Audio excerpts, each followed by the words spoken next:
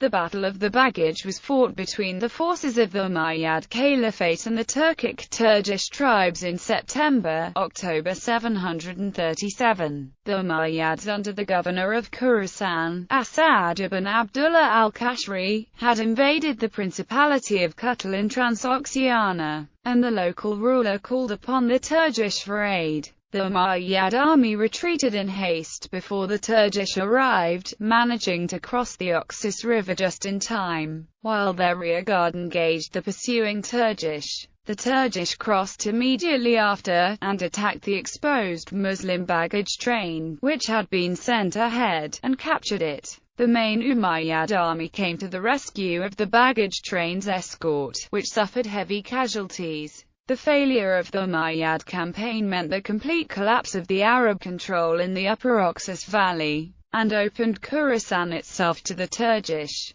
Background: the region of Transoxiana had been conquered by the Arab Muslims under Qutayba ibn Muslim in 705–715. Following the Muslim conquest of Persia and of Khorasan in the mid-7th century, the loyalty of Transoxiana's native Iranian and Turkic populations to the Umayyad Caliphate remained questionable, however, and in 719 the various Transoxianian princes sent a petition to the Chinese court and the Turkish vassals for military aid against the Caliphanate's governors. In response, from 720 on, the Turkish launched a series of attacks against the Muslims in Transoxiana, coupled with uprisings among the native Sogdians. The Umayyad governors initially managed to suppress the unrest, but control over the Fergana Valley was lost, and in 724 the Arabs suffered a major disaster while trying to recapture it. Half-hearted efforts by the Umayyad government to placate the local population and win their support were soon reversed, and heavy-handed Arab actions further alienated the local elites. Consequently, in 728 a large-scale Transoxianan uprising broke out with Turkish aid, which led to the Caliphate losing most of Transoxiana except for the region around Samarkand. The Muslims suffered another major defeat in the Battle of the Defile in 731, in which they lost some 20,000–30,000 men, crippling the native Khorasani Arab army and necessitating the transfer of new troops from Iraq. In the years after the Defile, Samarkand too was lost and the Sogdians under Gurak regained their independence, while Muslim military activity north of the Oxus River was severely curtailed. What little campaigning is mentioned in the contemporary sources before 735 concerns operations to maintain the allegiance of the principalities of Tokaristan in the upper Oxus Valley.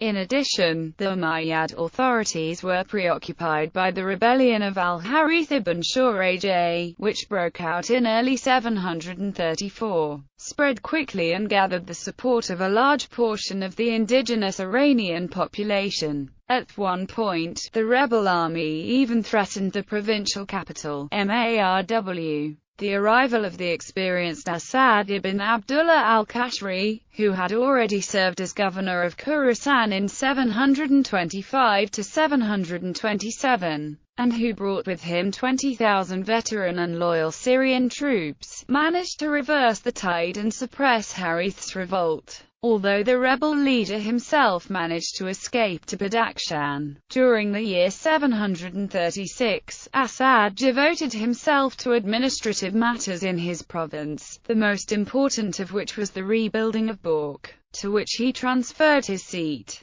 In the meantime, Asad sent Junayd al-Kirmani against the remnants of Harith's followers, whom Junayd succeeded in evicting from their strongholds in Upper Tokaristan and Badakhshan. Battle. In 737, Asad launched a campaign into the Principality of Kutal, whose rulers had supported the Turkish and Harith's rebellion. Asad was initially successful, but the Kutalan regent, Ibn al-Sawiji, called upon the Turkish for aid. While the Muslim army was scattered pillaging, the Turkish Khagan Suluk brought his army, allegedly 50,000 strong, from his capital Tokmak into Kutal within 17 days. Ibn al-Sawiji, who tried to play both sides off against each other, informed Asad of the Turkish expedition only shortly before its arrival. Asad had time enough to send ahead his heavy baggage train, laden with the plunder and captives from Kutal, back south under the command of Ibrahim ibn Azim al-Ukaili, accompanied by the contingent from the allied Principality of al-Sahariyan. Asad with the main Muslim army remained behind, but at the arrival of the Turkish host, Asad's troops broke into a headlong flight for the Oxus, which they managed to reach just ahead of the Turkish. The crossing of the river was a confused affair, as Asad ordered each of his soldiers to carry across one of the sheep the army had brought with it as provisions. In the end, the sheep had to be abandoned as the pursuing Turkish attacked the Arab rearguard, composed of the Azdi and Tamimi tribal contingents, on the north bank. As the rearguard was thrown back, Asad's army hurried to cross the river in panic. Once south of the river, Asad, believing himself to be safe from pursuit, ordered his men to set up camp and sent orders to Ibrahim to halt the baggage train and likewise set up camp. The Turkish Khagan, after consulting the local rulers, followed the advice of the ruler of Alishti Khan and led his army to cross the river en masse. Faced with a full-scale charge of the Turkish and their allies' cavalry, the Arabs withdrew to their camp. The Turkish attacked the camp but were turned back after a fight in which, according to al-Tabari, the Arabs' servants put on pack saddlecloths his armor and used the tent poles to strike at the riders' faces. During the night the Turkish departed, and rode south to overtake the Arab baggage train. Ibrahim ibn Azim had dug a trench around his encampment and his troops managed to beat off the first attacks by the Khagan's Sogdian allies. Then the Khagan, after climbing a hill and scouring out the dispositions of the baggage escort, dispatched a portion of his men to attack the camp from behind, focusing on the allied Iranian troops from Sahariyan, while the rest of the army attacked the Muslims from the front. The Turkish attack almost annihilated the defenders.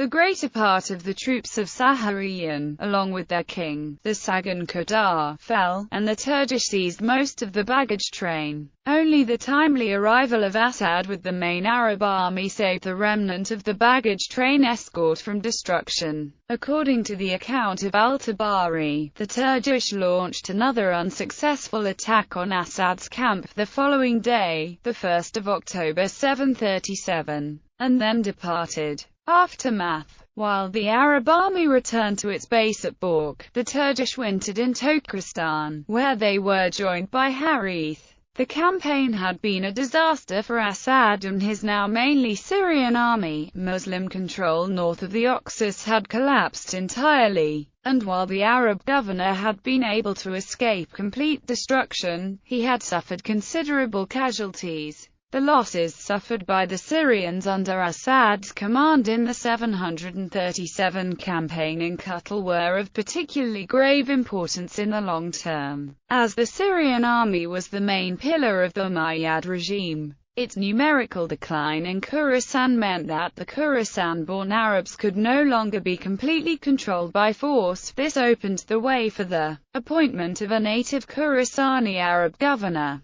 Nasser ibn Sayyar, to succeed Asad, and, eventually, for the outbreak of the Abbasid revolution that toppled the Umayyad regime. As the Arabs customarily did not campaign during winter, Asad demobilized his men, on Harith's urging. On the other hand, the Turkish Khagan decided to launch a winter attack south of the Oxus, hoping to raise the local population in revolt against the Arabs. In this he was joined not only by Harith and his followers but by the great majority of the native princes of Sogdiana and Tokristan. Asad quickly mobilized his forces and managed to catch the Khagan himself with a small part of his army and defeat him at Kharastan. Although both the Khagan and Harith escaped capture, the Battle of Kharastan struck a blow to the Khagan's prestige, and Suluk's murder by his rivals a short while afterwards saved the Muslims from worse.